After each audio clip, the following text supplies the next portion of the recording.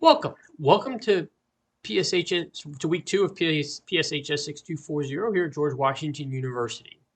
I think we had a good first week, and I look forward to this upcoming week. So announcements, keep up the effort. Good discussions this week, good introductions. I think I responded to everyone's introductions. So I think we have a very good, diverse class. And I will just say is keep up the effort. Please keep this up for the whole course, but at least for the next 8 weeks. And I know how it happens. Everyone's effort is up here at the beginning, and then it kind of slides down. Please don't fall victim to that. I want to also talk about current events because they're relevant to this next week. It's January 6th anniversary, the anniversary of the congressional attack. And we've already talked about things, or we've already heard in the news, things that are relevant to week two. This upcoming White Week, we're going to talk about terrorism. We're going to talk about what is terrorism. And there is debate whether the Capitol Hill attack was terrorism. In fact, I will let you write your paper on it.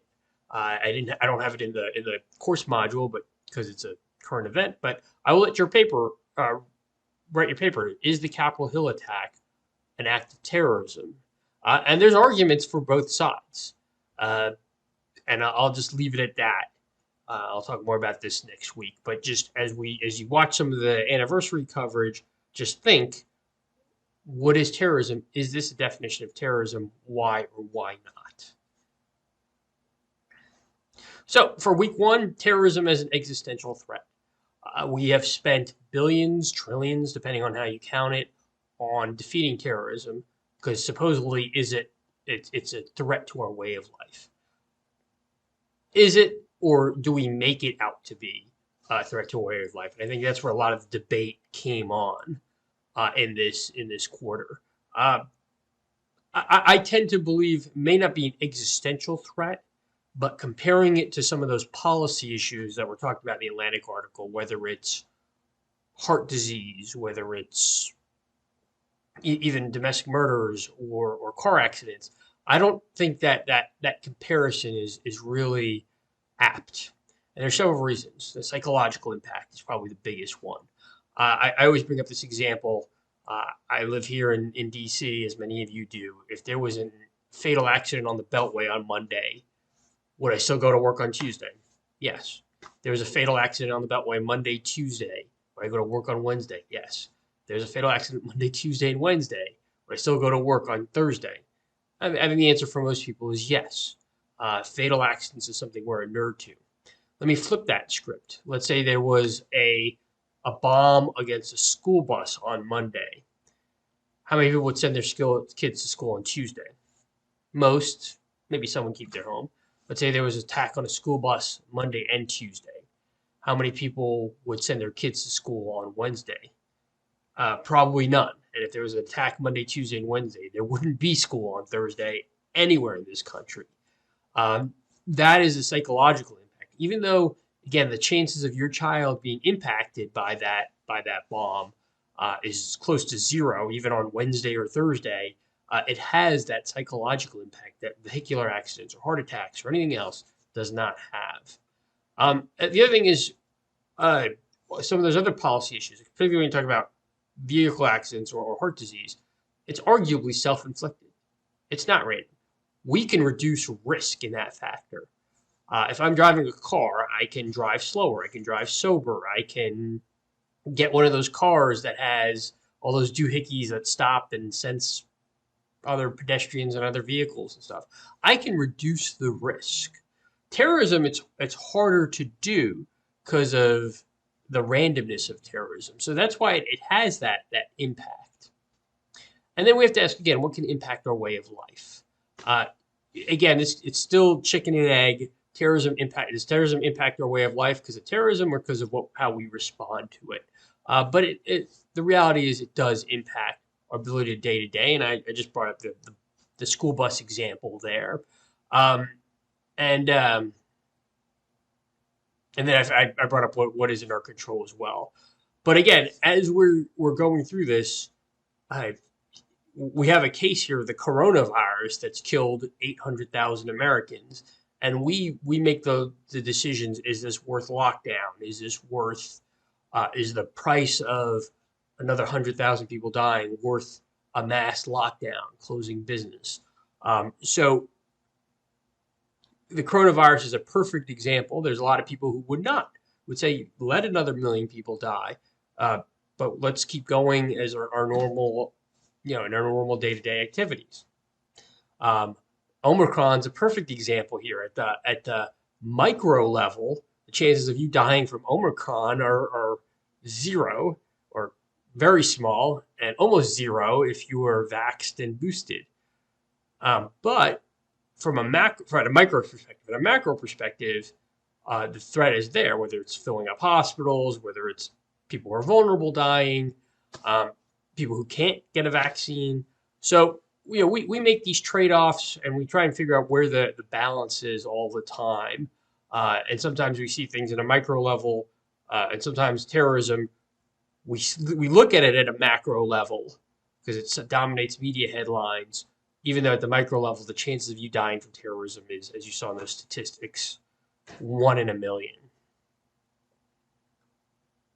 So I want to move on for week one. Again, it's a good scene setter. There's not going to be anything on a test or a paper on it, but those themes and those thoughts are going to kind of flow through this whole class. So that's why I cover it in week one.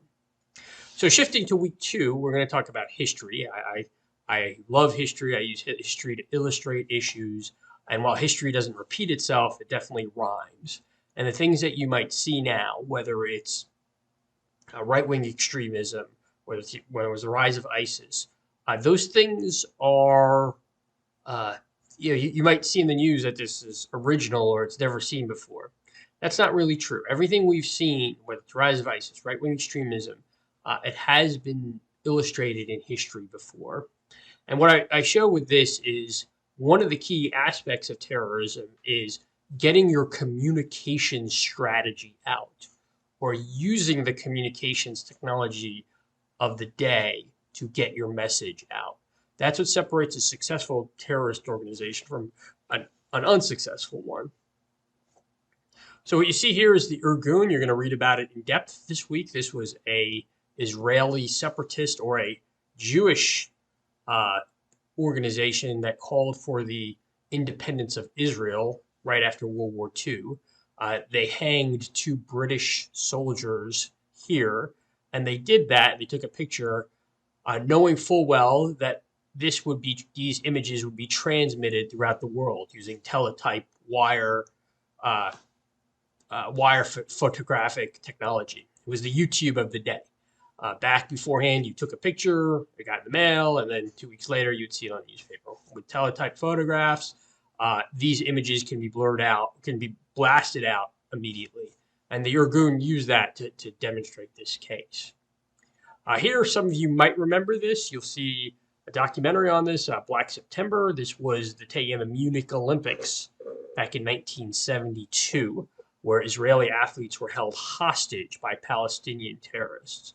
And the Palestinians chose that because that was the first color 24-hour coverage media event, the 1972 Olympics. So they knew they had a stage. And arguably, we would not be talking about Arab-Israeli peace and peace between the Israelis and the Palestinians. We would not be talking about that right now if it weren't for the terrorist activity of Black September that you see in that picture, that middle picture there. So they used the instant TV and color TV to get their message out. And then finally, ISIS. This is don't confuse brutality with rationality, or irrationality, I should say. Many of you might have seen this video on YouTube. This was the beheadings. Might have you had a visceral reaction to it. That video was designed to get page clicks. All right. I know it sounds brutal and it sounds horrible, especially to the family of James Foley here, who was a very good reporter, and he shouldn't be remembered just as this person who was beheaded. But don't confuse that. It would not have gotten the clicks and the media attention and the YouTube hits without the beheading. Simple as that. It was designed just like a celebrity tape or something, designed to get a lot of views. That was the intent there. So again, as you look at the history, look at how each group conducted its communication strategy for success. And for this week, the readings, the Hoffman chapters 1 through 4, the 4 waves of terrorism, you'll find there. So CNN in the 70s, they changed it from Netflix to HBO Max. I'm going to go ahead and make it optional, but I really do want you to watch it if you can. If you have access to HBO, great. If you want to sign up for the 7-day trial, that's great as well. So I hate to say this because I love sending documentaries. I think it's a great way to learn, but with the pandemic, all these streaming services are taking their videos off of YouTube and in other areas. So I apologize for that. That's not the first time this is going to happen. So please try and watch it if you can. And then you'll see my lectures, Terrorism History Part 1. And then most importantly, the terrorism. What is terrorism? What isn't terrorism? That is going to serve the basis of the paper due the following week. And I want you to start thinking about it, just like I mentioned about the Capitol Hill. As you go through the history discussed there, if you watch the documentaries, are those groups terrorist groups? Why or why not? It's a simple question, not so simple answer. So I look forward to your discussions this week, and if there's questions or issues, let me know.